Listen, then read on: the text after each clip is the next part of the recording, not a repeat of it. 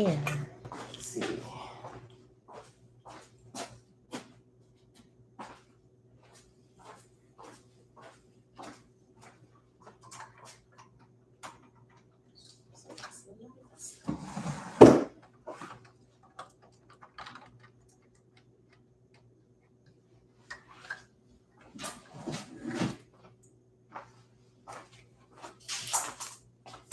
Elijah Savage, what's up, brother?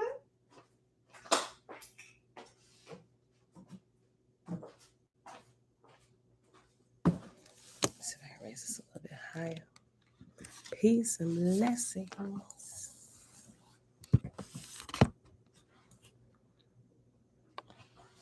Trying to do something about this glare behind my head.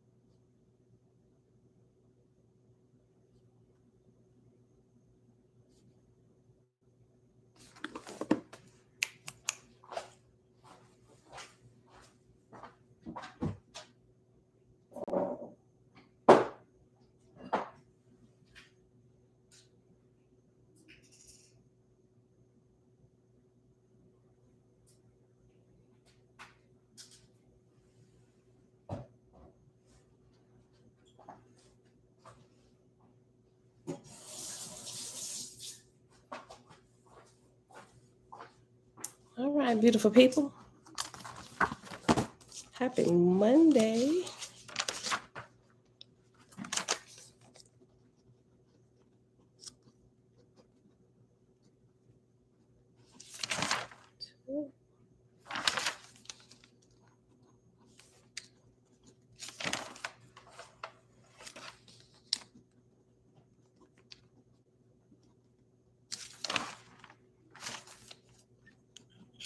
Seconds. All right, y'all, let me find my page. 727. Right there.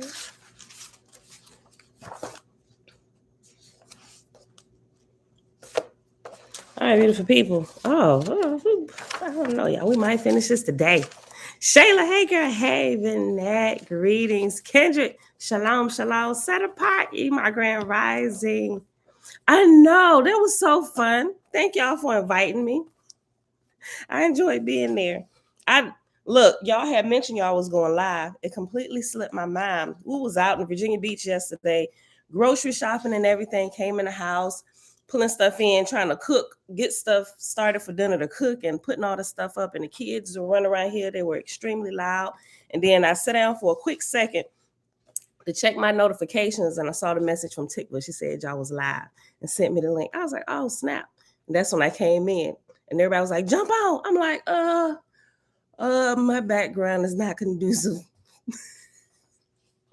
But my son actually came in because my sister just moved around the corner. She just purchased a house around the corner. So they was all walking over there because they was having a little get together for my niece because she just turned 18. So he was like, Mom, I'm going to take all the kids. I was like, please do. Thank you. So I got to hop on for the last few minutes. But thank you for inviting me. Anita, greetings. Derry CM, shalom. And everybody else hanging out in the background. Top of the day to you. All right, beautiful people. It is Monday, October the 17th, 2022, day 239 of year 4, reading through the books of the Law and the Prophets, another 4-year consecutive day count, day 1258. Today we're picking back up in Book of Jehovah's Kingdom on Earth, which also has the Book of Shalom in it. On page 727 is where we're starting in chapter 17. Chapter 17, the Roman numeral is XVII, just in case you're using an electronic version. Tabitha, shalom, shalom. Listen, y'all. Something I would like to talk about. Let me just throw my request out there because some stuff I was looking over. So, I pay attention to everything. I listen to the debates, and some of the points that the people were bringing out about different things where they're attacking OAHSPE. There is one thing, and they attack the KJV, and we can say the same thing about the KJV. But one thing I think would be good for us to discuss is one, if not a few of those points that they bring out, and kind of bring some light to it, and how it shouldn't deter people from the actual information and be able to actually sift through it accordingly, being able to use your own judgment. Because if this is a time of Cosmon, Hannah Shalom, Nini Shalom says, if this is indeed the time of Cosmon, and I definitely believe it is, right? I think we should be able to use our own judgment and judge between the information that we're reading. Tick by hey girl, hey.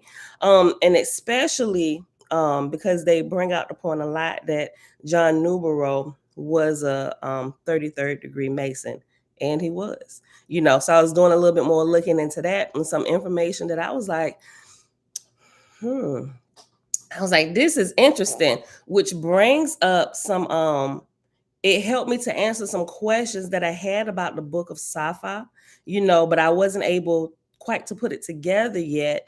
I was like, well, let me just get through reading all of it. Maybe my questions will be answered about this. But I found something yesterday where it specifically talked about that. I was like, okay, my questions weren't too far out there what I had, but it did go into a little bit of the background of John Newborough, and we get it, people are not perfect, but it talks about a little bit of his life and what happened with Shalom and things that they noticed from their research. Just shucks, the reference is, and you can't even download it because they're still writing it. They're still doing the research, but they got all kinds of resources from where they were pulling this information from. So I'm still, like I said, I just came upon it last night. Where's my notes? I can't put my notes here. It's I'm gonna give y'all the name of it so y'all can look it up. And like I said, you can't even buy it off Amazon. You can't this not update. I know I didn't update. Hold on. Let me pull up here. I'll tell y'all what it is. Auntie Belinda Round. Blissful Monday. It's called OAHSPE, Discovering the True Spiritual Path of OAHSPE, parts 1 to 4, first draft. So what he's allowing people to actually, let me post this for y'all here so y'all can see. He's allowing people to look at his work. He lets you know that it's still being written. Okay, that's the title of it. Hold on, let me post it over here on Facebook too. That's the title. And here's the link for it. And it's in one of those readers where you have to, it's like the document within a reader that you got to press the over, or you can tap it to go from page to page. And he gives some pretty good insight that I think we should look at. But he lets you know right from the beginning that he absolutely loves OAHSPE and the information in it and how it's helped him grow spiritually. But there are some things that he also began to run into when he began to share it with people. So he really took some time and started researching. Facebook is about to be kicked off. Hold on, y'all. Facebook, I'm gonna have to start y'all over because the sound about to go out. Hey, babe. Okay. All right. I'll send it right now. Okay. All right. Bye-bye. I'm gonna start y'all over. And I had to answer that. Hold on, y'all. One quick second. But it was something really, really interesting in there about the Masons and what happened with Shalom and how it was infiltrated, which is why it failed. He pulled out a lot of resources and references and stuff about what happened towards the end and how John Newborough got off by allowing Masonic influence to come in, and he started labeling stuff. I was like, oh snap. Not to say that it wasn't good, because it was. He's just letting you know how he went from being a source with a line of light from Jehovah, and he tells you in there at the point where he think the line of light was broken, because he actually began to pen stuff on his own, which is not included. A lot of that is not included in OAHSPE, but the book of Sapphire is, and he begins to break down Sapphire. But it was really, really interesting. I think we should look at it. Let me send this real quick. Sorry, y'all. Business. My husband had me send this real quick.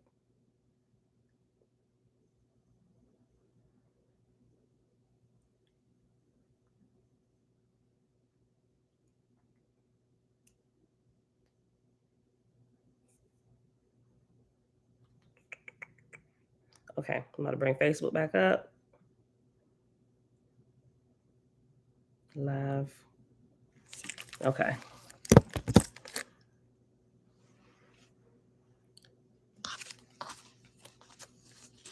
Okay. All right. But I want to read y'all something that he said. If I can get this link. Let me see if I can pull it up right here. But it's interesting. And I think it'll add to our understanding. Also use that same discriminatory eye, to make sure we're pulling out the meat and not the bones. Well, maybe I shouldn't use meat anymore. But just to really look at all the information as a whole. Because as I get more information, I like to test it and go through. But it's really, really interesting. Hold on, let me see if I can open this up. I gotta copy my own link. Hold up. Let me read you something real quick that he said about it.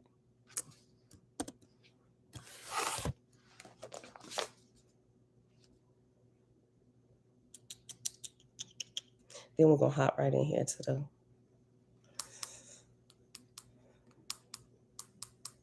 if this won't let me pull it up from here, I'll just paste. Maybe we'll read it later. It's giving me issues. But right at the beginning of it, hold on. Let's see. Let me try and pull it up right here.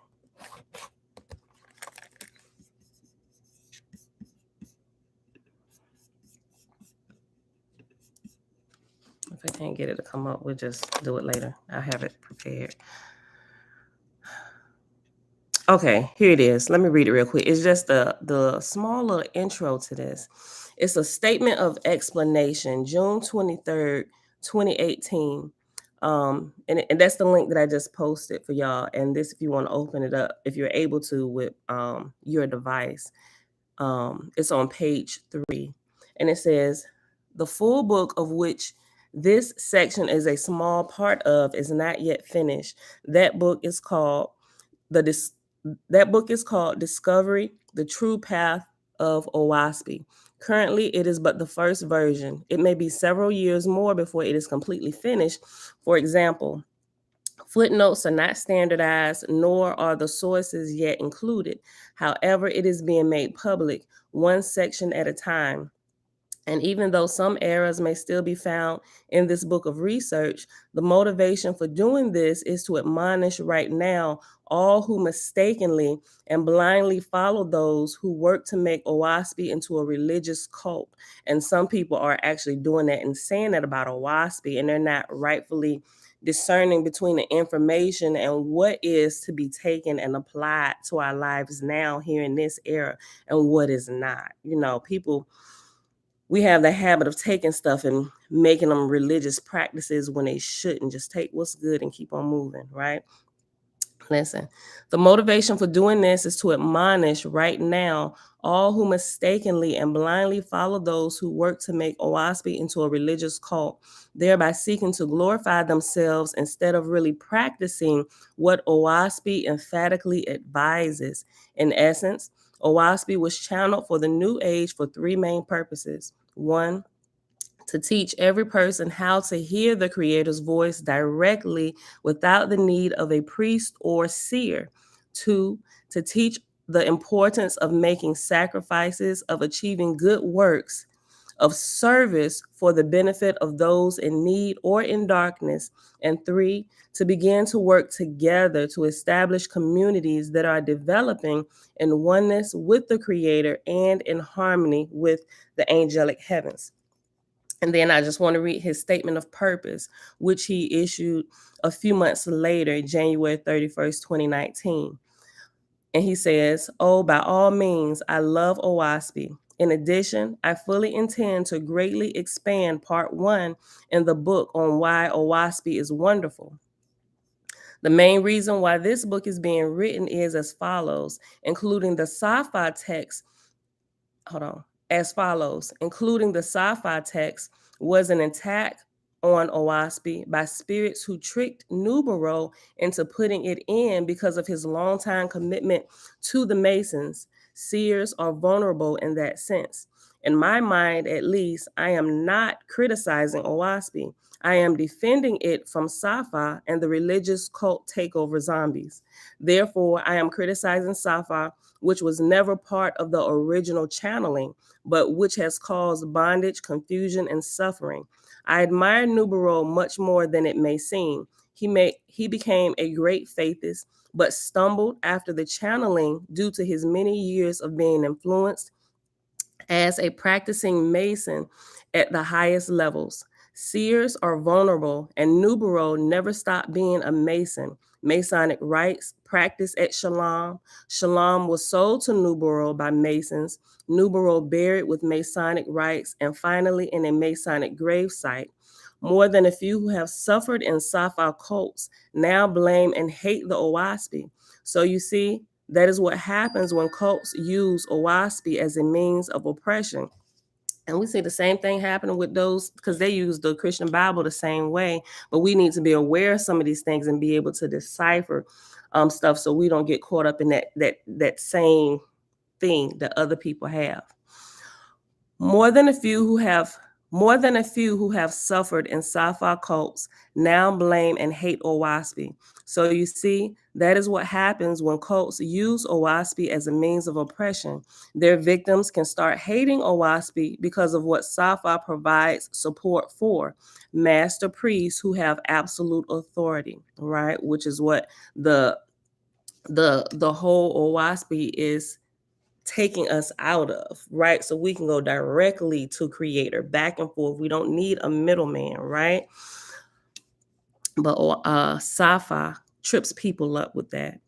I'm not suggesting anyone has the power to stop cults from happening or to fix what is wrong in those who start them, but the innocent seekers deserve to know more about what to watch out for. No one dared to warn me. Yet I have seen 4 or 5 people drop OAHSPE as soon as they saw sci-fi. I am not saying that no one will ever read OAHSPE if sci-fi is in it. I am stating it has and will continue to drive people away, as well as create some very negative connections and spiritual dogma that makes it possible for some to transform OAHSPE into a priest master religion. This has been happening for decades, and even now there are churches and videos promoting a distorted view of what OAHSPE is. So I don't think anyone can so easily dismiss the danger of keeping sci-fi in it. Most definitely, it is irrational to dismiss any criticism of sci-fi simply because some voices someone heard in their head said sci-fi was meant to be an OAHSPE. This book sets forth both conclusive proofs and arguments that demonstrate sci-fi is a dangerous sham that must be excluded from future editions of OAHSPE. Yet the sci-fi supporters do not want to consider the evidence or the arguments. They have not yet nor ever will challenge any points successfully in this book. They just ignore it all and hope the truth and the factual evidence will go away. However, in doing so, they prove they have nothing in their viewpoint to offer other than mindless acceptance of sci-fi, that is, encumbering symbols and dogma, all overseen by fake priest rulers, all done in a manner that is the very antithesis of OAHSPE. My view is don't allow the charade of Safa to continue. After the channeling, Nubero was allowed to make his choices. He chose to bring in the Masonic influence. You and I, everyone, we get to make our own choices without exception, as you well know. The angels who work with Nubero let Nubero do what he thought best, but the Masonic spirits were having none of that. Let me read that again. The angels who worked with Nubero let Nubero do what he thought best, but the Masonic spirits were having none of that. The Masonic spirits trashed OAHSPE and poisoned the initial faithist communities, as well as almost all those started over the past century. A history of failure, obsession, crimes, and lunacy. And that's why I'll stop it right there. But last night I was reading over quite a bit more of this, and it was really, really interesting. The link that I posted, Global Purpose, Shalom, Shalom, Uncle JB, Grand Rising, Great Spirit, Love and Light. Yeah, so I think it's incumbent upon us to take this reference and add it. And it's not talking about all of OAHSPE, it's just talking about the certain things where he has gone through. Certain people who have been involved um, and certain religious factions are able to see things more clearly than other ones who haven't. Like us, coming from the Christian community, we can call out the crap that other people can't see. Like they playing y'all. Pay attention to this. That's what's happened. And like you said, he absolutely loves OAHSPE and how it teaches us to return to the creator and do away with all the other gods, lords, and saviors and all of this stuff. But he did want to point out these things that he just couldn't let go, and he started going into it. I was like, I'm glad because I don't even know how it popped up because I had been looking to that. I hadn't said anything about it, but I was like, well, I'm definitely still missing some information. I'm not done going through OAHSPE yet, but listening to some of the things, some of the points, some people were bringing up. I'll say some of the points, some of the more the people who research a little bit more than those who were just responding out of their feelings, they made some good points, which I couldn't personally ignore, because I'm like, well, what does it say there? Let me make sure I'm reading that in full context of what has actually happened, So, but it does get into some stuff. I'm like, holy crap. So we got to be mindful of it and make sure we don't get tripped up with those same things, because I saw it was a very fine line John Newbero was walking after the channeling and some of the other things that he brought up, because he wrote other books before and afterwards. And it kind of shows his attitude and what was happening in Shalom when he allowed the Masonic influence to kind of come in and overshadow everything. That's when everything just went to pot or went to hell. I'm like, yo, and he probably and he from what I was reading, he really thought he was doing what was right, but he had started that. Definitely the line of light was broken, and definitely another voice was coming in, and he didn't discern it quickly enough because he was trying to implement all that he had learned from his experience and the wisdom and everything, but still trying to intertwine that with the Masonic rites and rituals and stuff, and it was clashing. And that's what caused everything to go haywire, So yes. Stephen, shalom, shalom. Yeah, so it's there right now, and it's gonna be thicker than what it is. Right now, it's standing at about 415 pages. And I read a good bit of it.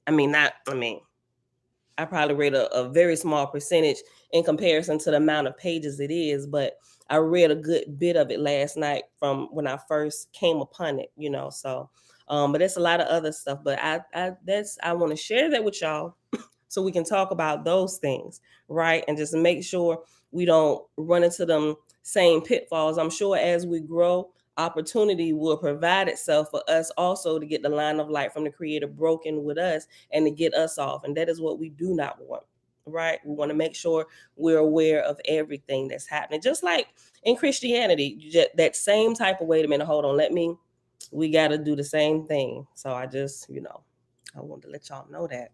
I could not keep that to myself. So, all right, y'all. So let's go ahead. That was like I said, that's the link that I posted. Mom Shalom. If you go up towards the top when we first came in, the title of it is OAHSPE Discovering the True Spiritual Path of OAHSPE, parts 1 to 4, and it's the first draft. And I just read you the on page 3, the 2 paragraphs, like the introduction and that little blurb that I had just finished reading. It starts on 3 and it ends at the top of page 4. And that's the link for it right there. And I posted it. Let me repost it again, because I know Facebook went out because my sound was going to go out. Sorry, y'all. Hold on. I'm going to repost it on this one too. Okay, that's the title. Here is the link. I was trying to do some of everything to get this to print out, but you can't. I mean, you can print it, but it doesn't look like, it's not going to be like a full page. It's going to print like that whole page with the screen inside of it. And it's going to be too much. It's going to be like 1,000 pages. So, but yeah, that's there. It has a download button. He hasn't made the download button available yet, because like you said, it's in the first draft. It's not finished. There's still some, uh, uh, a few mistakes, and all the references haven't been listed, nor the footnotes been fully, so all of that stuff he's working to pull together. But I think it's a really good resource. We should check into it, not just all the good stuff. Yes, I will. Matter of fact, let me just post it now on a community page. Channel.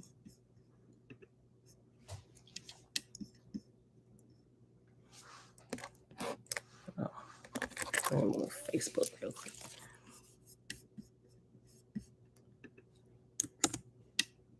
I'm posting it right now.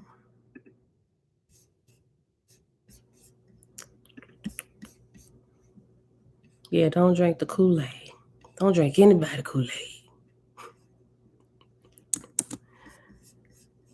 I want to end up like Jim Jones. That ain't what we're here for. We will defeat our own purpose of returning to the Creator if we don't address some of these things, right? Not just the truth of everything, but I think it'll help all of those that are, at least those who are really searching for truth, that are really like, I don't know, y'all, and they just can't get past some of this stuff. I think it's incumbent upon us that we actually address these things with our highest light and our understanding. So get all the references, and that's definitely, because next time we read through with all of what I read last night, I would not read the book of Safa anymore in here, right? Because I had, like I said, I had already had questions about some things that I had already been learning about the Masonic rites and stuff, and I'm like, okay, maybe let me just finish reading, but when that popped up last night, and I wasn't even looking for that in particular. I was looking for something else that I was researching in OAHSPE, and that popped up, and I thought it was what I was looking for, but it caught my eye, and I'm like, wait a minute, let me do this.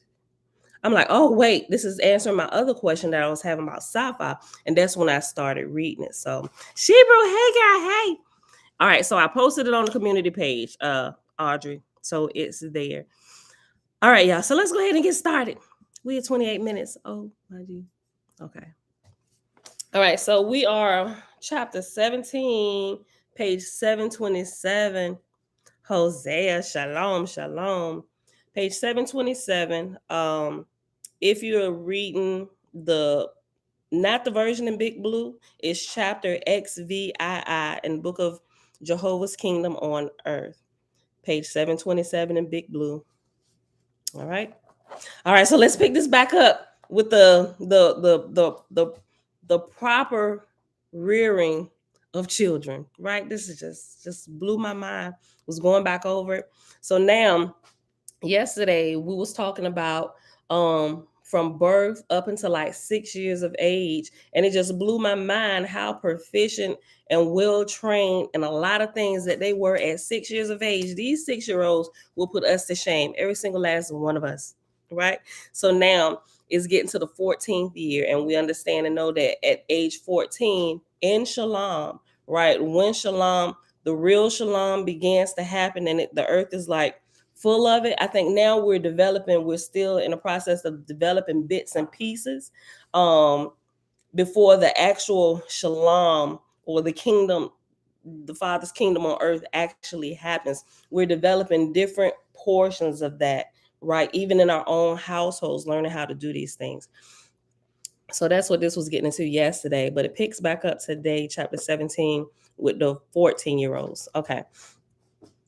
The voice came to Tay saying, "The 14th year is my year," meaning the 14th year of the child's life belongs to the Creator, right? The voice came to Tay saying, "The 14th year is my year. Behold, the harvest of my laborers who came first out of Uz is ripe unto deliverance. In the heavens of my gods I bequeath a time to labor unto them also. And when their angel hosts are prepared for a new resurrection to a higher heaven, I come and deliver them. For 14 years thou and thine host have labored with my infants. Those which I gave into your keeping have prospered and shall now be emancipated, and ye also shall be emancipated from all further responsibility over them, save such as ye take upon yourselves. Call them together, old and young, and with suitable rites and ceremonies, fulfill my commandments unto them, and bequeath unto my children the titles, brides and bridegrooms of liberty." So Tay appointed a day of emancipation and had it proclaimed before all the people of the colony. And on the day named, there came into the temple of Jehovah 1,000 of the infants who had attained to 14 years of age. And they were clothed in white with uncovered heads, boys and girls, each carrying a sprig of acacia. And they marched in from the west, two and two, but separated one to either side, forming a crescent with the horns to the east. The 52 founders sat in the east and were thus betwixt the horns of the crescent, and they were clothed in black with white aprons, but with Zarathustrian hats on the men's and with sky crescents on the women's heads. Okay, and after Zarathustrian hats is reference letter E. So let's hop over to the end of the chapter, to page 736 if you have Big Blue. And letter reference E says, "A Zarathustrian hat is a cardinal's hat, and originally, as seen in the history of Zarathustra, is red like blood. It is without a rim and is emblematical of the destruction of Thetis in a lion's den. It is also used in the rites of Emethakava. See Book of Safa, 1882 edition." We won't go there. All right, so let's go back up. Verse 8, 727. "Back of the founders were stationed another 1,000 children of younger years, and they bore the flower wreaths instead for the brides and bridegrooms of liberty. But within the midst of the crescent stood S, facing the east. Still outside of the crescent were stationed the next younger class of 1,000 infants, and beyond these were the members of Shalom, and beyond them were the visiting Uzians. On the north and south were stationed the musicians, and betwixt them the crescent horns. On the exterior were the marshals of Shalom. Tay represented the voice of Jehovah, and S the voice of the young brides and bridegrooms who were to speak in concert with her. After prayer and suitable music, Tay said, 'In the name of Jehovah, and by his light upon me, I declare the place of the holy covenant open to the voice of mortals. Who here knoweth the times of Jehovah, and the day and year, and the place of his kingdom?' S and the brides and bridegrooms of liberty, in Jehovah's name, greeting from the west.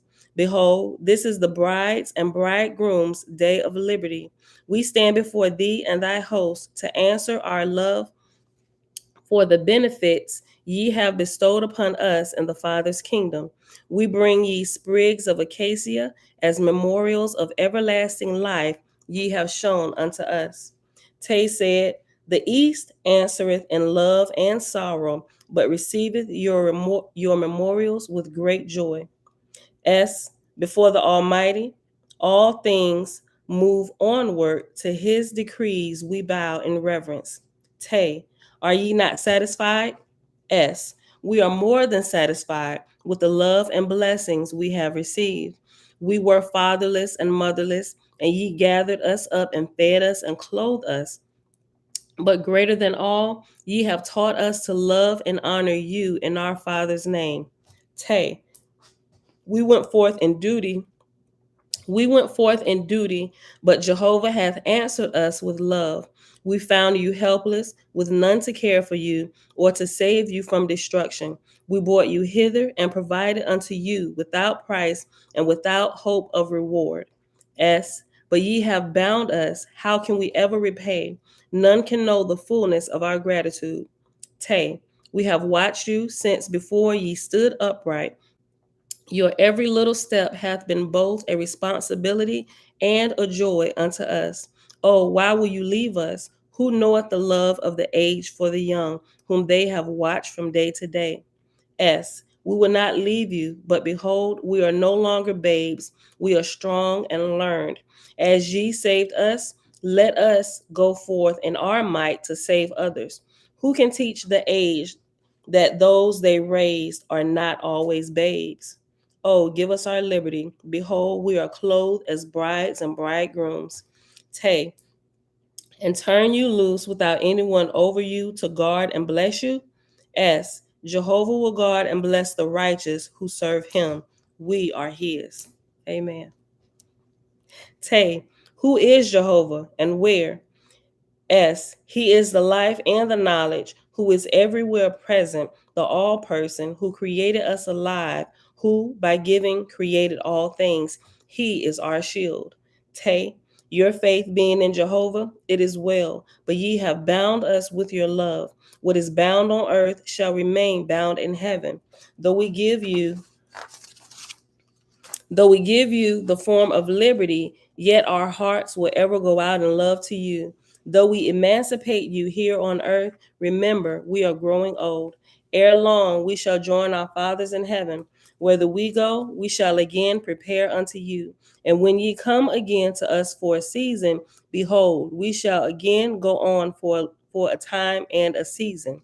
S. O Jehovah, preserve thou us ever pure and wise, that thy host may continue this love in our travel in thy everlasting kingdoms.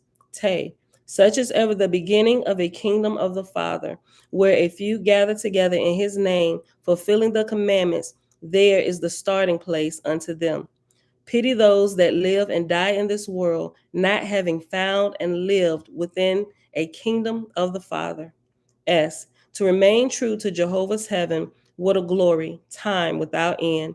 Make us strong and wise, O Father, to bring them into thy kingdom on earth. Help us to make them comprehend. Te, in the voice. With liberty, I also give responsibility. S, in the voice. Thy chosen comprehend, as thou givest them liberty, even so do they emancipate those who save them. Te, to the helpless, I provide saviors. To the wise and strong, I say, save yourselves. S. We want none of thee. We want none but thee, Jehovah, to save us. We bind ourselves unto thee from this time forth forever. Te, whosoever striveth to save himself shall not fail before me. We covenant unto thee, Jehovah, to strive hereafter forever, to save ourselves from all sin and unrighteousness in thoughts, words, and deeds, and to serve thee with all our wisdom and strength by doing good unto others as long as we may live. Te, of himself. Then, in Jehovah's name and by his authority vested in me, I bequeath you liberty forever. Jehovah be with you all. Amen. In Jehovah's name, we release our saviors from all responsibility for us forevermore. Jehovah be with you all. Amen. Te, draw unto me and receive from my hand, saith Jehovah. Whoso covenanteth unto me, I covenant unto him. Whoso registereth unto me shall be registered in my heavenly kingdoms. Upon the entrance in heaven of my chosen, behold, my holy angels are there to receive them. The brides and bridegrooms, we covenant unto thee. Jehovah, to be thine forever. Register us in thy everlasting kingdoms to make us acceptable associates for thy holy ones in heaven. Teach thou us, O Jehovah, to look down into our thoughts, words, and behavior every day and hour with swift remembrance to do all the good we can unto others, that we may be in honor and glory in thy works. Tay, come unto me, my beloved, receive from my altar the token of liberty in my name. The marshals then brought the points to the marshals then brought the points of the crescent together in front of Tay, leaving a space between them. The guards then brought the children with wreaths forward, filed to pass betwixt Tay and S, who had advanced to the apex of the horns. The saviors, and after saviors in parentheses, it says the founders. The founders drew up in single file facing the west. And now, at a single form, the chief marshal, the brides and bridegrooms turned in at the crescent, two and two. And as they did so, they gave the acacia to the founders, whilst the wreaths were placed on their heads by Tay and S, the bearers passing the other way. And as they did so, Tay said, receive thou this token of liberty in the name of the Almighty. It was grown by him, gathered by his loves, and is bestowed by thy benefactor as a crown of Jehovah's kingdom on earth. S, in response, more precious is this than the crown of any king or queen on earth. In Jehovah's praise, I receive it. It is an emblem of a new beginning in my life, a wreath of liberty. The Savior's founders said, this acacia shall be my register before the Almighty of your love. After this, the musicians sang and chanted whilst the audience resumed seats. Tay said, a new life is before you. Heretofore, you have been directed and criticized and told what to do and what not to do. Hereafter, ye shall not be thus disciplined, but shall discipline yourselves. And that's the era we're in, to discipline ourselves, to save ourselves, right? Verse 55, as much as ye are thus bestowed by us, so shall ye bestow one another. And henceforth ye shall not criticize or direct or dictate to one another. As much as ye are free from us, ye are free from one another. Heretofore ye reproved one another for various trifling faults. I said trifling. Heretofore ye reprove one another for various trifling faults. Hereafter ye shall not reprove one another, nor reprove any person above 14 years of age. Remember constantly that ye are not keepers or supervisors over your equals or your elders. And for such faults or shortness ye may perceive in others, save infants, turn away. Behold them not, nor mention them. Such matters are betwixt Jehovah and the doers, right? Don't nobody need you pointing out their faults, because they know, right? Matter of fact, y'all mentioned it yesterday. Those who do that, that means you are what's the word they use? It's in here in OAHSPE. But for you to be pointing out the evils of other people lets us know that you are not completely sound in your own spirit. You are operating out of they ain't say wickedness, but it was close to it, right? And you definitely shouldn't be found there. Don't point out anybody's faults. You know, you can call out all the good stuff they do and all the things that they accomplish, but leave the faults between them and their creator, right? He'll take care of it. Let me go back to 56. Trina, hey girl, hey. Heretofore, ye reprove one another for various trifling faults. Hereafter, ye shall not reprove one another, nor reprove any person above 14 years of age. Remember constantly that ye are not keepers or supervisors over your equals or your elders. And for such faults or shortness ye may perceive in others, save infants, or except for infants, turn away, behold them not, nor mention them. Such matters are betwixt Jehovah and the doers. And now, behold, it is proper for you to go into Uz and see them and observe how they live, both in splendor and in misery. For which purpose ye shall be provided in groups of dozens or more, and accompanied to the cities of Uz to sojourn there for a season. And if it so happen that ye desire to remain in Uz, then be it so, ye shall remain. And if ye desire to return hither, then ye shall return. But ye shall not return here as before, as helpless babes, but as workers. And if ye elect to remain with us, then shall ye make the covenant of brotherhood with us, being one with us in all things, and this place or its sister colonies shall be your home as long as ye may desire. Next chapter, chapter 18, or chapter XVIII, page 729 in big blue. When the groups were prepared to visit Uz, Tay himself took charge of 1 dozen, going with them. As the incidents of these visiting groups were similar, the following account of Tay's group sufficeth here to wit. Tay took them to the city of Meg. It got an I in it. Meig, Meig. I'm going to just say Meg. Tay took them to the city of Meg, to the most fashionable hotels, and had them provided with every luxury so called. Hardly had he them located when they came before him, saying, Our rooms are small. The air of the city smells foul. Tell us, what is the meaning? So many people strolling about in idleness. Why do they sit reading papers?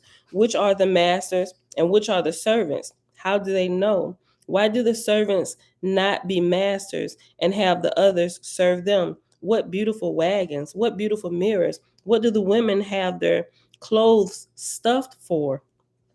Oh, that's funny.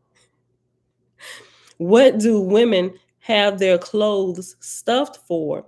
What are those bells ringing for? Are they in the temples of Jehovah? Take us thither. What causeth these disagreeable smells? See that old woman with a half naked babe and leading that dirty child?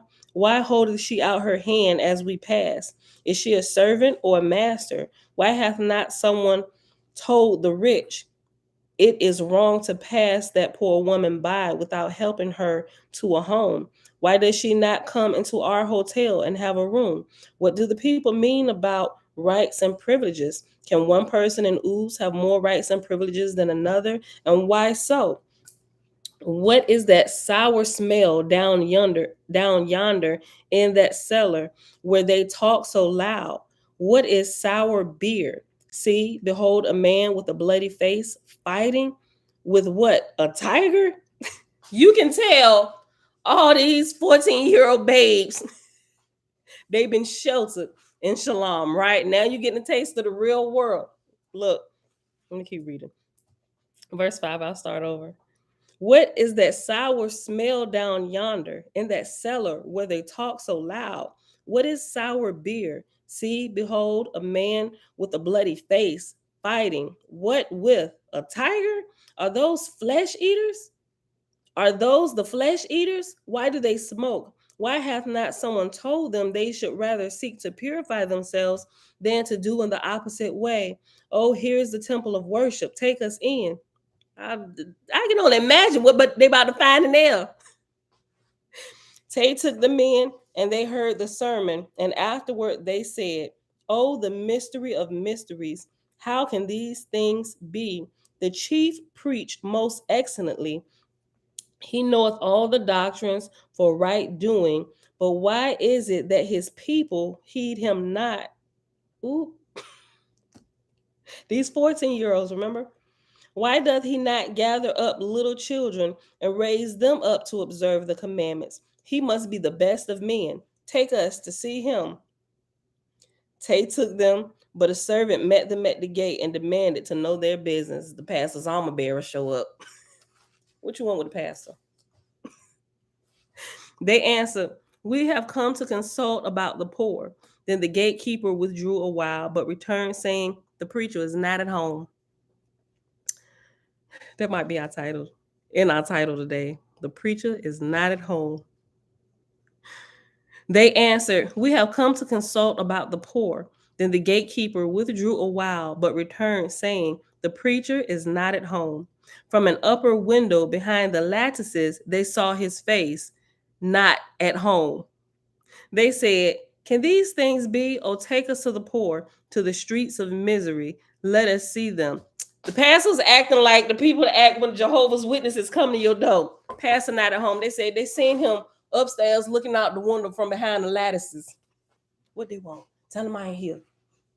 They're probably trying to come get their money back from service this morning. Hold on.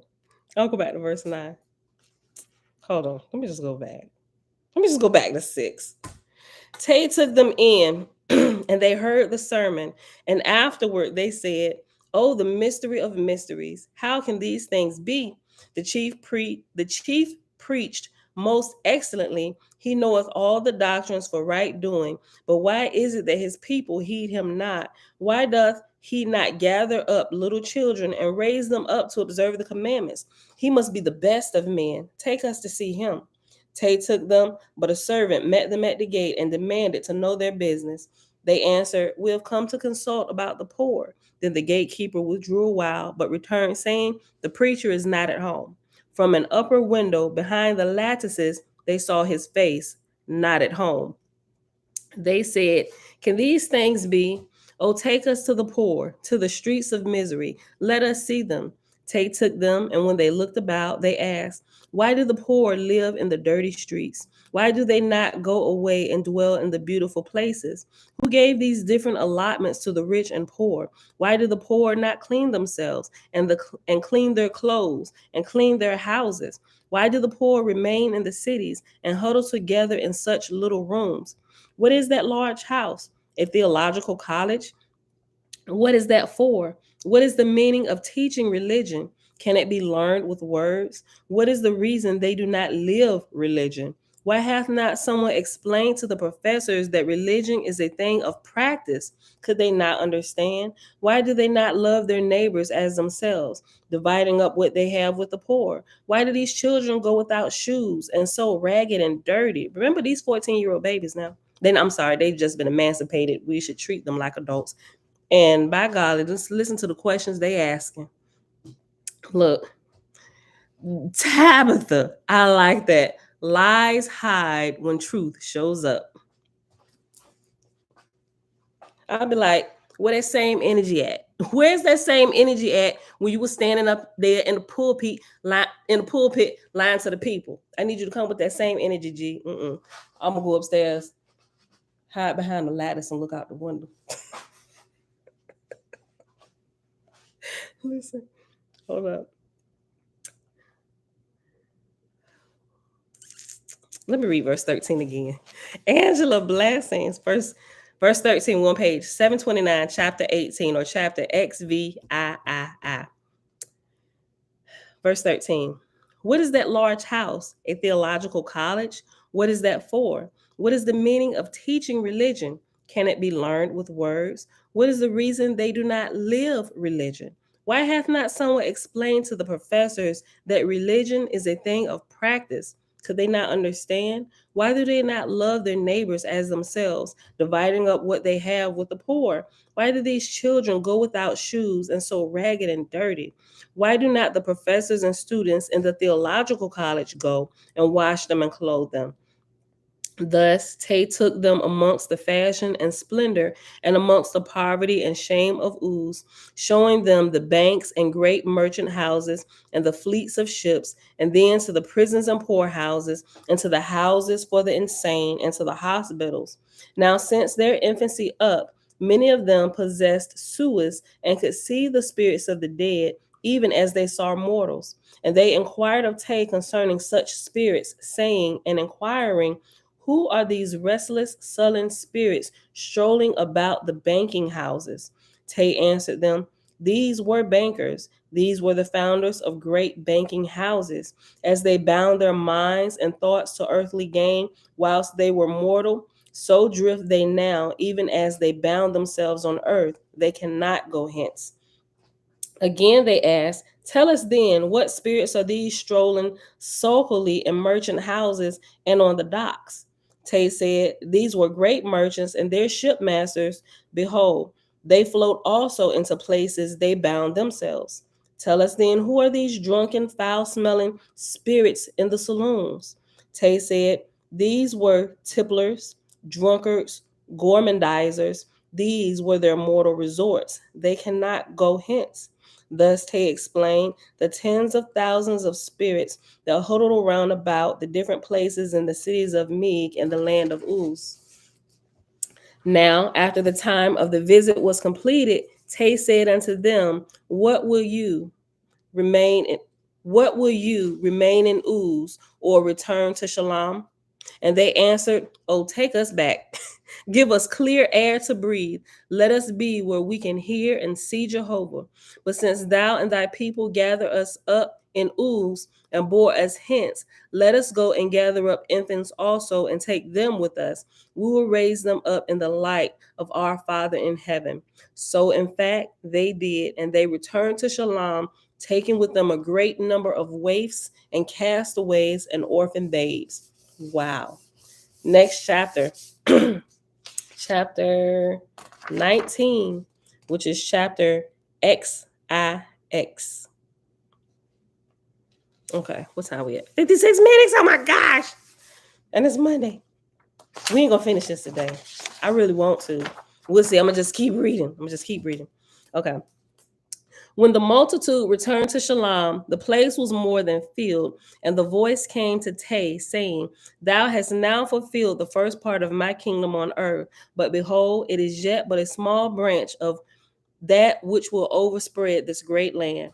Moreover, the lessons of Uz be a prophet unto thee and thy people, because the Uzians build large cities, their would-be reformers are powerless to work righteousness amongst the people.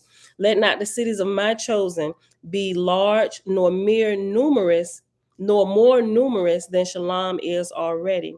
Sufficient is such a size to all that is required for the fulfillment of mortal life.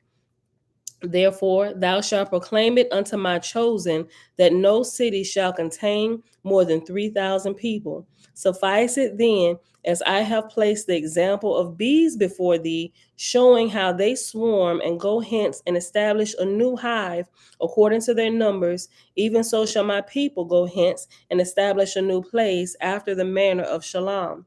This also shalt thou proclaim unto them. And thou shalt ask for volunteers in my name to accomplish these things righteously as an example to coming generations. So Tay called the people together and proclaimed Jehovah's words, adding also, Whoso volunteered to go hence shall not find the fullness of Shalom, but instead shall find discomforts and hard work. Beware of disappointments and trials and hardships, for is it not the way with all men to desire to reap too quickly the harvest and to consider its fullness, rather than to contemplate the laboring of tilling the ground and of the sowing? And this is something that I saw happening as I was looking into a little bit more about the community of Shalom that John Newborough tried to found, right? So I was like, oh, shoot, we definitely need to be aware of these things, right? Things have to develop. Listen, verse 10. Whoso volunteereth to go hence shall not find the fullness of Shalom, but instead shall find discomforts and hard work. Beware of disappointments and trials and hardships, for is it not the way with all men to desire to reap too quickly the harvest and to consider its fullness, rather than to contemplate the labor of tilling the ground and of sowing? For the spirit of man conceiveth the result of perfection, but the judgment looketh to the labor required to bring it out. For the spirit of man conceiveth the result of perfection, but the judgment looketh to the labor required to bring it out. Oh, that was so good. I had to read that again. Let me read it one more time. Listen to what they said. For the spirit of man conceiveth the result of perfection, but the judgment looketh to the labor required to bring it out. Yeah, we know we got perfection. That's the end goal. Now let's work our way back up and see the steps we need to take for that to even come to fruition, right? I'm reading one more time. We're going to keep going.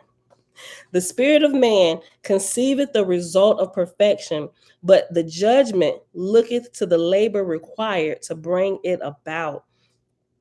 Who then, having the joys and fullness of shalom, will turn away from them in order to build another place, and yet the while not repine for his choice?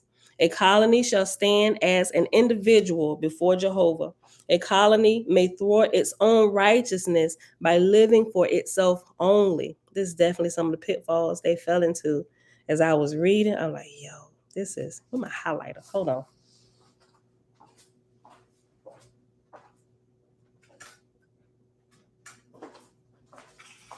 And that's easy for me to see because when I was growing up, right? So there was this thing we was a part of. It was called the School of the Prophets.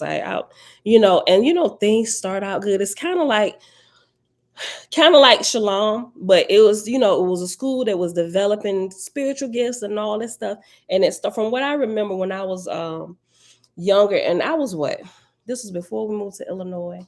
I was like, because we moved, I was 15.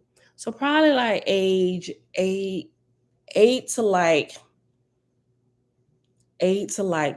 12 or something like that, if that. But I remember it started out good, and everybody there that came from this, I'm not going to name names, I just named the School of the Prophets because it's kind of a general name, which is a name they went by.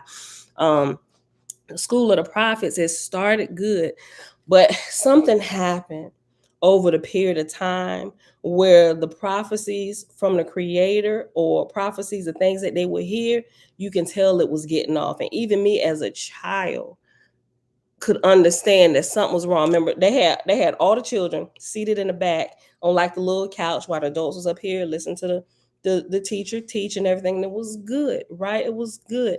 Even remember a couple times while I was hungry. I mentioned one on before where I was complaining to my mom, I'm hungry. She's like, all right, we're gonna be leaving in a while. But the word that was coming forth and the teaching was so filling that it filled my belly on a natural level.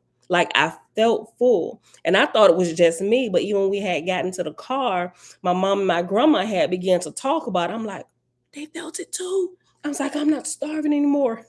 Right. So supernatural things like that happen. But I began to notice, like I said, as a child, before even turning 10 years old, began to notice when the atmosphere there changed. And there was from what I understand now, there's like pride that creeps in, right? When some people, when they tend to be used by God a lot, they tend to get the big head, like they're better than everybody else. And I saw that was like that fine line they were walking, and things started happening. And then another spirit began to speak in that place, and it's the craziest thing. And as I was looking over some of the stuff from John Newborough, it looks like that same thing has happened because he started getting this whole puffed up attitude and controlling things. Y'all, when y'all get into it, y'all see. Let's see. Is Shalom what they consider orphanage down here? Nuh-uh. Shalom is it would literally be like, in my own words, Shalom would be a community of people who's truly living and walking in the ways of the creator, like they're rearing the children accordingly and teaching them, and so they're growing up being productive. It's taking a while to get there, right? It's like the city of peace or whatever, but not an orphanage. They would bring in orphans, right, from the cities of darkness or whatever, out in the world, wherever you want to get them from, to raise them up in a light in the ways of the creator so that they can be productive, helping to reproduce righteousness on earth. Yeah. Oh, Jamia, right. Oh, it's such an amazing thing. Like you have to experience it to know what I'm talking about. Some people are like, yeah, okay, it's like the full film evil. No, it's like on a whole totally different level. So I'm as I'm reading this, and I came across that wasn't, when I was reading that stuff, that didn't seem far-fetched to me because I had kind of grew up in something like that. Right. We've just been fortunate enough. I ain't gonna say fortunate. Uh, I'm grateful to the creator that my parents, they they were not the parents that like follow behind man and just like, oh, whatever the pastor say. No, they actually had their own relationship with the father to where when things get off, you know what, it's time for us to go. and they gracefully bowed out and removed us. I'm grateful for that, for my mom being able to hear the voice of the Father. And just I just kind of seen things growing up where we would be removed from situations before it blows up. Even as I grew up and started my family, I began to notice some of the same things with some of the ministries we had been a part of. I began to notice the, let's just call it the break in the line of light. And then I start questioning things like, oh, well, maybe I'm tripping because, Father, is this me? Am I being rebellious? Because they teach you women don't be rebellious, listen to your husband and stuff. But then I talked to my mom about it one time. She said, well, Pam, maybe you need to fast. And it just so happened, it's set up where my husband's sister was having some issues back thrown out, and she has a special needs child. And my she called my husband and asked if he could come and help for like a few days because she had threw her back out trying to lift him. And so my mom said, well, Pam, maybe you should fast. And I did. Soon as I got my husband off to the airport, my fast began. He was gone for almost a week. And when he came back, because we was in a situation where I could tell, now I would say the line of light from the Creator had been broken. And I didn't want to seem like this rebellious woman and stuff because, just some other stuff that was happening. I'm like, Father, okay, if this is you, because I know sometimes I know what I know and I can sense and I can feel stuff. And I ain't trying to have my family be caught up in no crap. And at this time, we only had 2 kids. It was just Jeremiah and Elijah. Well, Elijah and Jeremiah, Elijah being the oldest. And so we had came back. We went to service that next, like he came back Saturday. I picked him up airport Saturday night, and we went to church the very next morning. And he sat in service uncomfortable the entire time. The entire time. And I'm just watching, I'm like, yeah, get him, daddy. Right? Because I know when my husband gets like restless and stuff, but it just that particular service, he just couldn't, it was just, he just couldn't anything. No sooner than we got in the vehicle after service was over, we pulled out the parking lot and come down the street, and right at the street there's this light. And he said, babe, I think it's time for us to move churches. And on the inside, I was like jumping up and down, screaming. I'm like, yes, yes. And then I kept my composure as much as I could. I'm like, okay. I said, well, we can start looking. I was like, well, why do you feel that? Mind you, I had already mentioned a couple times. I'm like, and I wasn't saying, babe, I think we need to go. And I just kind of asking strategic questions. Have you noticed, babe, there's like a change in the atmosphere? Just trying to feel and see where he at spiritually. Are you noticing the same things I'm noticing?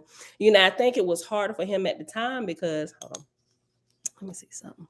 Y'all so fit, shalom.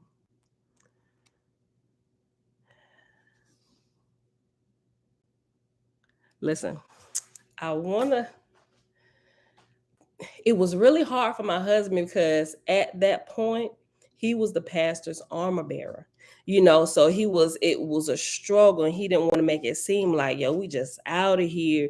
He had been seeing it, but I don't think he had the strength at the moment to, just because of his faithfulness to his position. And when he was there, he was there. He's just always about his business, whatever it is.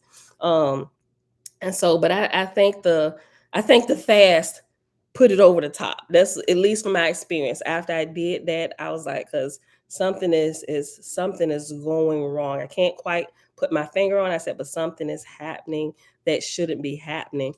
And so we separated. We set up a meeting, let the pastor know that we were going to be stepping away. Nothing that did, but we just feel like at the time we were still calling the Creator God. We just feel like God is telling us that He's moving us to another place, right? And the meeting was sane and everything, but we kind of heard some stuff down the road that I'm like, wow. But suffice it to say, we were moved. We left. We left that particular place in 2006, and we found out 2 years later that the church had completely dissolved. It was like no more. It was like completely no more. And some of the things that had happened, and we were really saddened by it. because we really like love the people, had built relationships and stuff. Some people had completely started treating us like we had leprosy, wouldn't talk to us. Some other people don't talk to them. But we had one friend who was really a true friend, a true friend. It's like, I don't know what's going on or whatever, but they ain't got nothing to do with me. We hanging out this weekend or what? Like, let's go, sis. So me, we had a good relationship, with that couple or whatever. But there is, if you stay in tune with the creator and you don't put all your focus on a man and following behind them, and you really doing your best to hear from the Father, he will keep you safe. Even if you're completely ignorant to what's going on behind the scenes, if people are planning your demise or whatever, even if you don't know the details, the Father protects his very own. And I'm living proof of that multiple times over, from growing up, from child all the way to adulthood with my family. I'm a true believer in that. If our hearts are pure and we're looking to do what's right, the Father helps us, right? By any means necessary. This amazing wonder. Shalom, shalom. Hold on. Hold on. Bennett said, what I'm trying to say is maybe they read of OAHSPE and this is their fake way of imitating it. Possibly. Tabitha said, at this very moment, Selah, Cosman, Pam, and the rest of us is the starting of a community. It would seem to be that way, right? And all of us are in different places all over the world, right? We're doing our part where we're at with our own families, right? And even us coming together, this is like a whole community. Like, we're getting it and we're understanding things and we're applying it where we are today, all over the world, So that's an amazing thing. But with us being at the beginning of the Cosmon era, we probably won't see Shalom come to fruition during our lifetime. That's going to be generations down the road, because we're just getting at the point where we're realizing we need to discern and judge for ourselves now, and not let a man and savior do it. We're past that age. Like, you've been emancipated from mom and dad's house. You out there. What you gonna do? Right? Come on, think, Leroy, think. That's the stage we at right now. We're trying to decipher between all this stuff. Okay, let me finish this chapter, y'all. What was I at? I'll go back to verse 12. Yes, Pooh. Yes, Sue. You can end it. Chapter 19, verse 12. We're on page 730 if you got Big Blue. All right. No, let me go to verse 11. Nope. 10.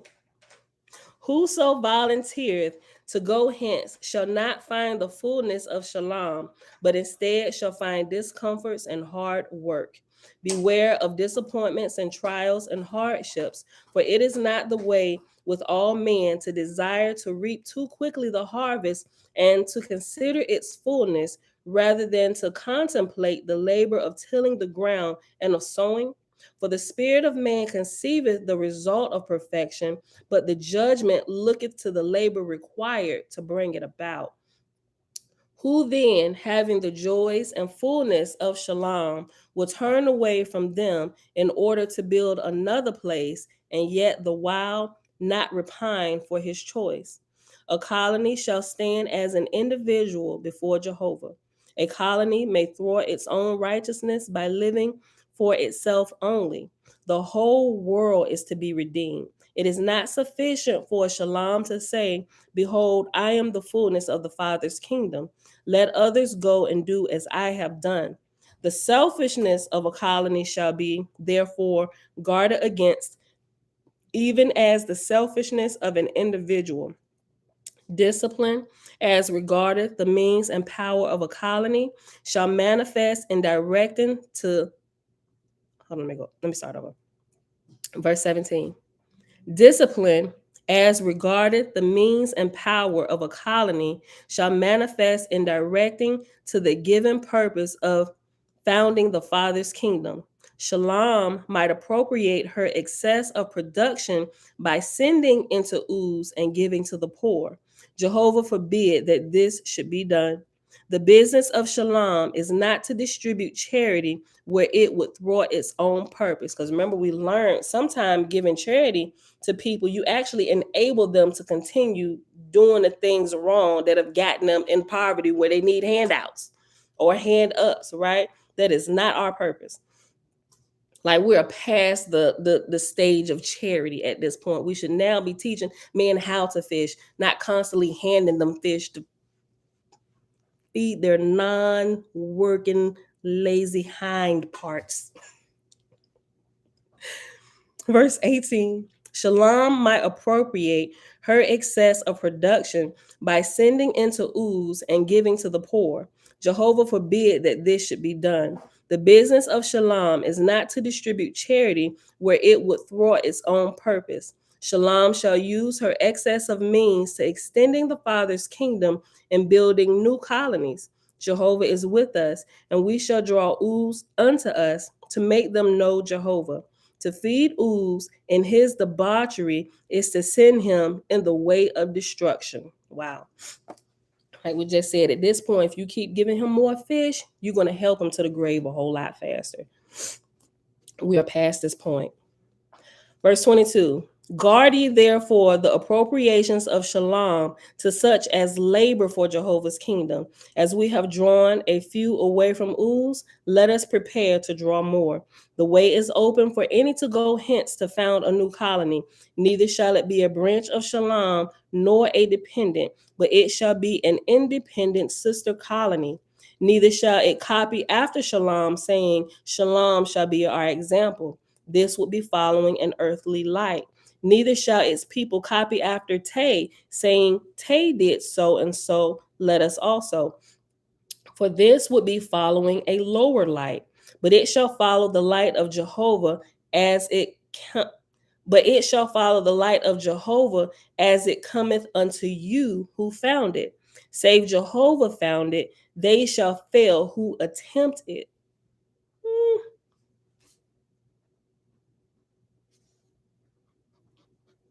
And seeing that, well, y'all read it. I'll just read this again. Save Jehovah found it, they shall fail who attempt it. Jehovah designed not that man should build his house exactly like his neighbors. The misfortune of man is to copy after others instead of following Jehovah's light as it cometh to himself. Let not this misfortune come unto Shalom's sister colony. Another locality will call for other things. Be mindful of these and adapt yourselves accordingly, right? So although there will be multiple colonies like Shalom, but none of them would be exactly the same, right? What is required for this particular colony is required for this particular colony because of the individuals who are here, the gifts and talents of those people here. Just like the dynamics of my household are different from the dynamics of my sister's household. We both follow the Creator, but I have a house full of men, two women, or one woman and one little girl, right?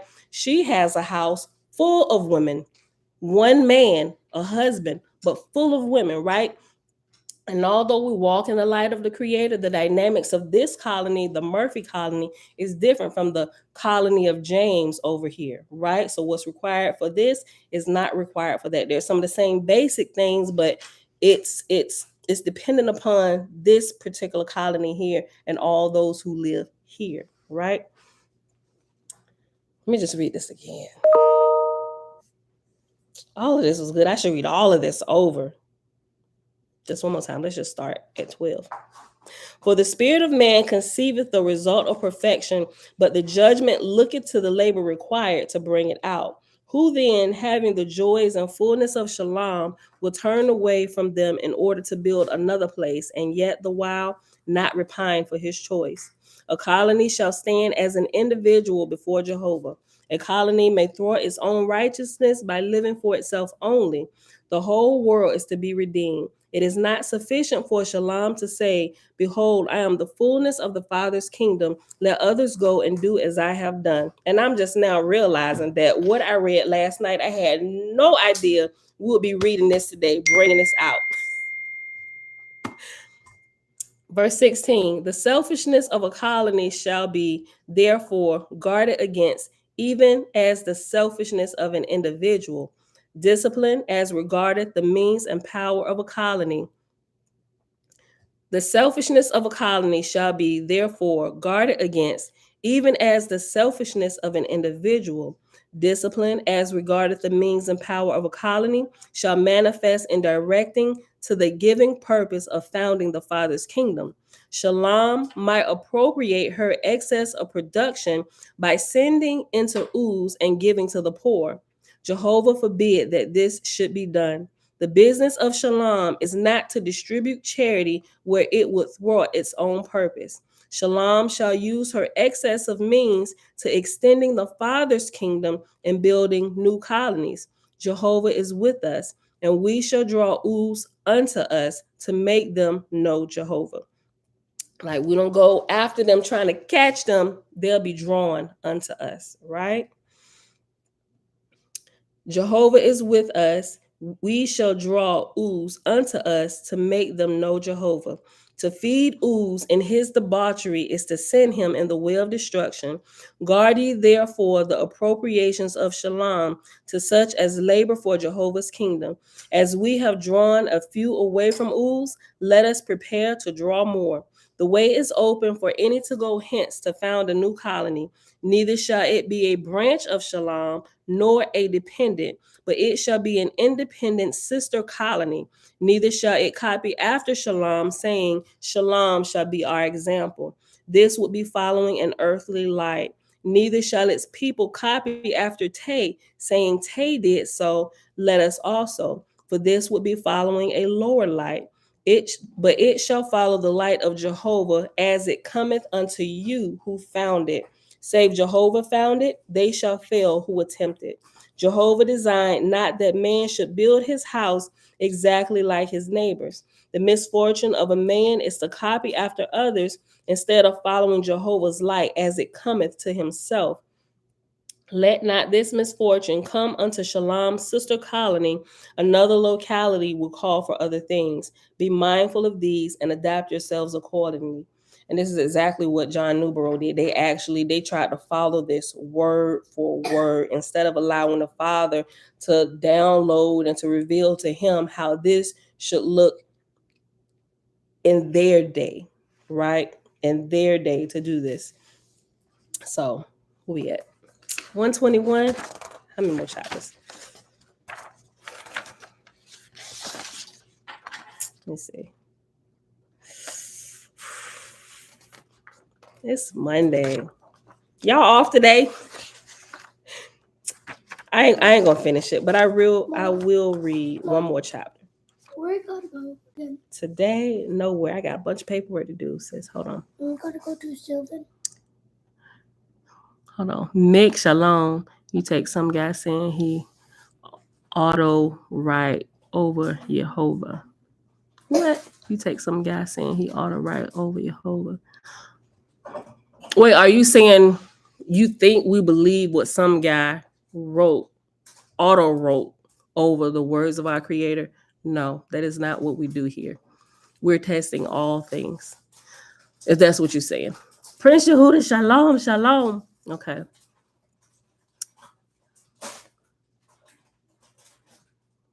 Taking men's word over God.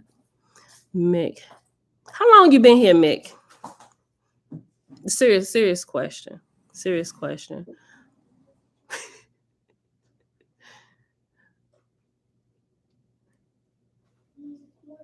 Yeah, I think I don't want to just assume you just can't, because you could have been here for a while. But that from what you said, it sounds to me that you might be a newcomer and you really don't understand what we do here, right? We're not taking any man's word over the Creator or over Jehovah, Yahuwah, however you term the Creator, right? That is not what we're doing.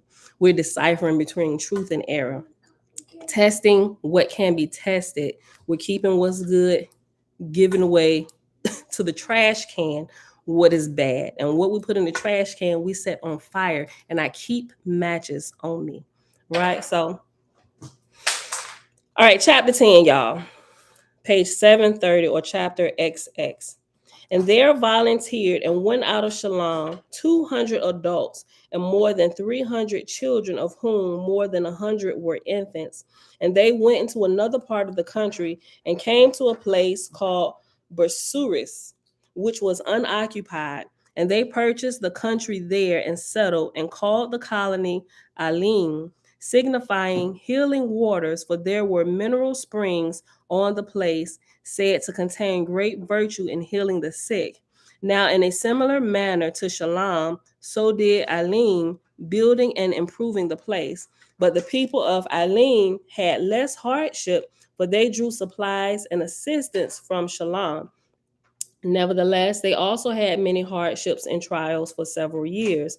And Jehovah prospered Elim also, so that it came to pass that it was established in great perfection.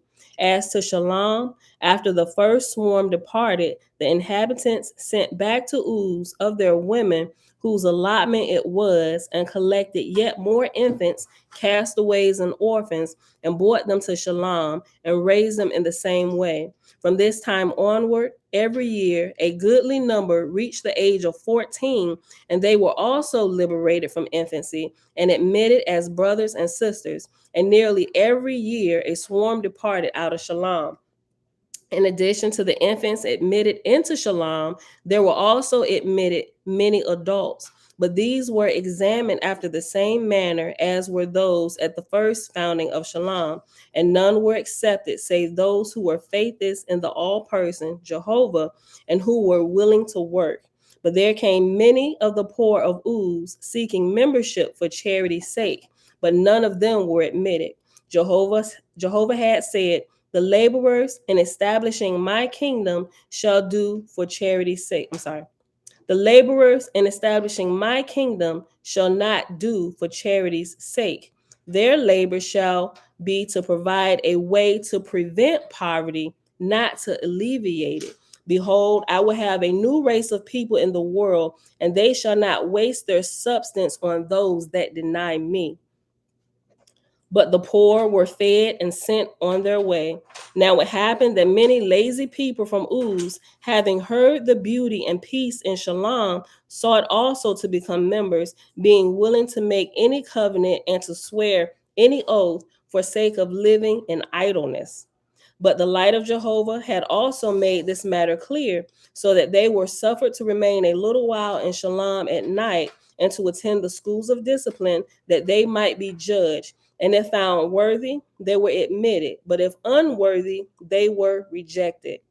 But it came to pass that many who came with no thought of self resurrection, but came for a home to be cared for by others, were entirely changed in their habits in a few months, being converted in truth from worthlessness to industry and self improvement. And this is something that shocked me a few years ago, because I never really thought that people who are homeless, not all people, right? You got different types of people who are homeless, right? But you actually have some people who are homeless that choose to be homeless and live on the street because they don't want any kind of discipline in their life whatsoever, right? If they want to go live with somebody, they don't want to live under the rules of that particular house. And if they had their own, they still couldn't keep up discipline to keep their house, which is why they're on the street or bouncing from house to house. And then to to alleviate from themselves any type of being what they would consider lorded over by others, they just rather live on the street. They'll go for handout. They don't care that they don't have a stable place to live in. They figure a lot of times, especially if it's just them and they don't have children in tow, right? They figure they can do this for the rest of their life. They eating because it's always somebody willing to enable them to continue being lazy bums. And we ain't talking about everybody, because some people really do have some issues which were far beyond. We're not talking about them, right? We're talking specifically about the ones who are absolutely lazy and don't want to do anything. They just want to live on handouts all their lives, right? There are people like this. And this is what the Father's community is to guard against. Have y'all seen in y'all cities, like I'm starting to see these pop up around our cities here? There are some places where they have corners, um where people are known to hang out, especially during the holidays, holding up signs asking for handouts, right? And this is when they get their most money, during the holidays, right? But the cities have started, I mean, they've been caught wind of it, but what they've started doing, the first one I saw is in Hampton, and I've seen a couple in Chesapeake, and I've seen one in Suffolk. The main corners where they notice people hang out and panhandle, they started putting signs that said, I'm gonna just sum it up. Do not encourage panhandling. The city has resources for people who are in need of whatever, right? Send them here or give them the resources here. So they trying to clean up the streets, get people off the streets, right? If you really need help, maybe you didn't know that there were resources here to help you, right? But the resources, they're not just gonna just feed you and keep clothing you every day. They want to help you get back on your feet. And they're actually using discrimination as well. They're sifting through the people who really want help or really down on their luck. Here are the resources we have. We'll help you here, but you get this amount of time to get back on your feet. We understand you may need some food now, but we letting you know why we're feeding you. We got these resources, we got these job options. You need help with these skills. We have this. We're connected with them. You need a place to clean. We'll set you up here in this shelter for a couple weeks or however long so you can get clean daily, keep your hygiene up. We got this, beauticians, barbers. They're in a network with us. Make sure you can look presentable. All of these things, right? All of these things. If people are unwilling to take the help, they got to do a little bit of work themselves. If they're not willing to, like, I don't want none of that, just give me something to eat. I'm gonna need you to leave right out these doors, because we don't help lazy bums. Help us help you. Do you want help or don't you? Because if you won't help, you need to become a functioning part of this society. If that's not what you want, then go back over there to that little box under the bridge on 43rd and 10th, right? And you stay over there, right? I know this sounds harsh, but you got to talk that way to some people, right? Because some people they're really entitled, and it's like they have to come to the end of themselves, right? What y'all say?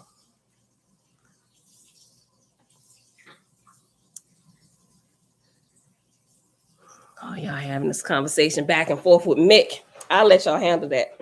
But we know why we're here, right? Mick can stay or Mick can choose to go, right? But you should be here. I'm not telling you have to be. I mean, but at least be here a little while before jumping in, saying stuff that doesn't make sense to everybody else here, right? Because we test everything, right?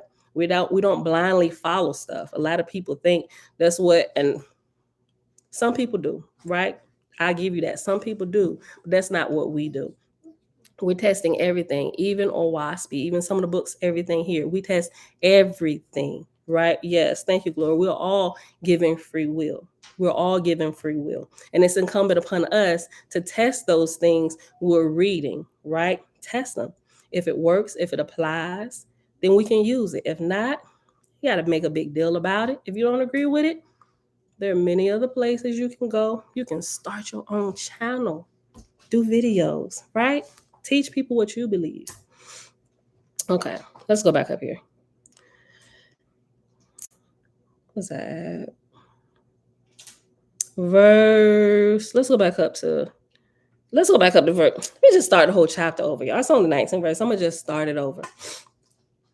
And there volunteered, chapter 20 or chapter XX, and there volunteered and went out of Shalom 200 adults and more than 300 children, of whom more than 100 were infants. And there went into another part of the country and came to a place called Basuris, which was unoccupied. And they purchased the country there and settled and called the colony Island, signifying healing waters, for there were mineral springs on the place, said to contain great virtue in healing the sick. Now, in a similar manner to Shalom, so did Eileen, building and improving the place. But the people of Eileen had less hardship, for they drew supplies and assistance from Shalom. Nevertheless, they had also many hardships and trials for several years. And Jehovah prospered Eileen also, so that it came to pass that it was established in great perfection. As to Shalom, after the first swarm departed, and the inhabitants sent back to Uz of their women whose allotment it was, collected yet more infants, castaways, and orphans, and brought them to Shalom, and raised them in the same way. From this time onward, every year, a goodly number reached the age of 14, and there were also liberated from infancy, and they were also liberated from infancy and admitted as brothers and sisters. And nearly every year a swarm departed out of Shalom. In addition to the infants admitted into Shalom, there were also admitted many adults. But these were examined after the same manner as were those at the first founding of Shalom. And none were accepted save those who were faithless in the all person, Jehovah. And none were accepted save those who were faithless in the all person, Jehovah, and who were willing to work. But there came many of the poor of Uz, seeking membership for charity's sake, but none of them were admitted. Jehovah had said, the laborers in establishing my kingdom shall not do for charity's sake. Their labor shall be to provide a way to prevent poverty, not to alleviate it. Behold, I will have a new race of people in the world, and they shall not waste their substance on those that deny me. But the poor were freed and sent on their way. Now the poor were fed and sent on their way. Now it happened that many lazy people from Uz, having heard of the beauty and peace in Shalom, sought also to become members, being willing to make any covenant and to swear any oath for sake of living in idleness. But the light of Jehovah had also made this matter clear, so that they were suffered to remain a while in Shalom at work, and to attend the schools of discipline, that they might be judged. And if found worthy, they were admitted, but if unworthy, they were rejected. But it came to pass that many who came with no thought of self-resurrection, but came for a home to be cared for by others, were entirely changed in their habits in a few months, being converted in truth from worthlessness to industry and self-improvement. And many of these became zealous in perfection and in good works, even above the average. But nearly all who applied for admittance were poor or misfortunate or discouraged with life and with the ways of the world in particular. Neither came many who were rich. Hence the saying, the difficulty for a rich man to enter the kingdom of heaven. For having corporal comforts, they took little concern as to the spirit, and especially as to affiliation. And we're going to pause right here. Right? Seeing all that's transpiring, I should have just paused before chapter 19 started. So, y'all don't go back and forth, right? Just because y'all going back and forth. I know people that are already against something, us going back and forth with them is not helping them. It's like having a conversation with somebody who is having a one-way conversation with you. They're just waiting for a break, not to respond to what you really said and think about what you said and research what you said. They're just waiting for a break to continue saying what they were going to say. They're not listening to you. So when you see that happening, stop responding to them. Stop adding fuel to the fire. And they'll choose to stay or they'll choose to go. If they get belligerent, my wrenches are here, right? My administrators are here. And they have good wisdom. When they see it getting to that point, they'll go ahead and remove them if they don't remove themselves first, right? Okay. But if they asking good questions and stuff, I don't mind that. Because if I don't see you can ask it, as long as they're not getting disrespectful and stuff, that I will not tolerate here. I will stop and I'll remove you myself, right? All right. So with that being said, beautiful people, like we all on our own growing path, we're all learning, we're testing all information. We're not holding one book, one religion over the other. It's incumbent upon us to test everything.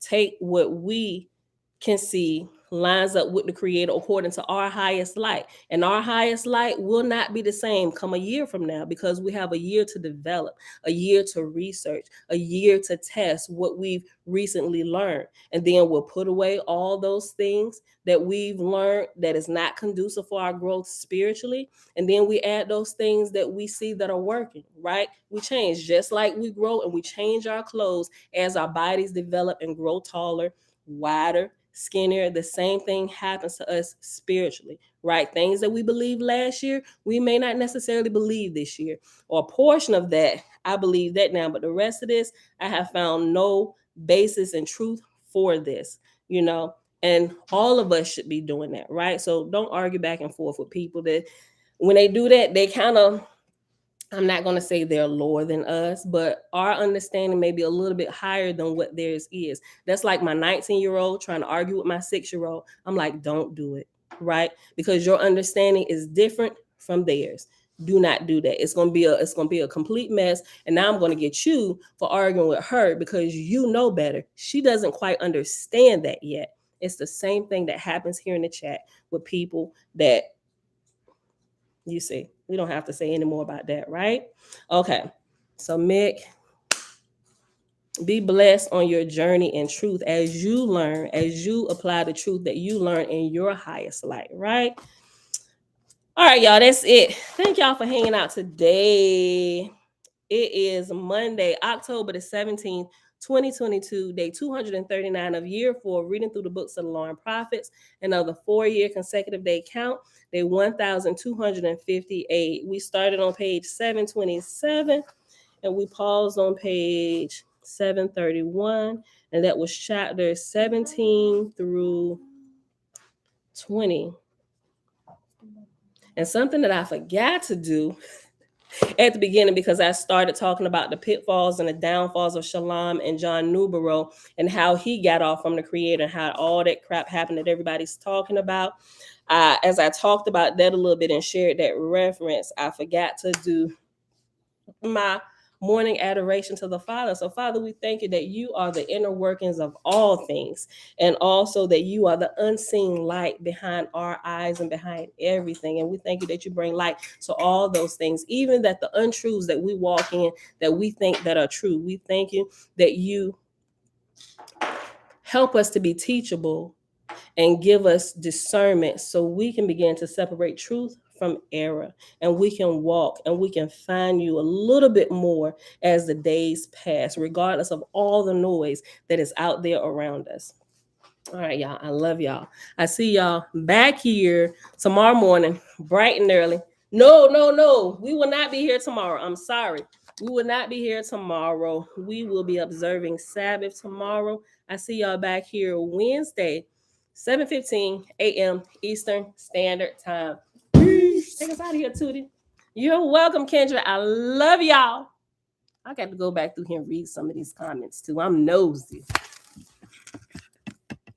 Bye, y'all. What you doing, girl?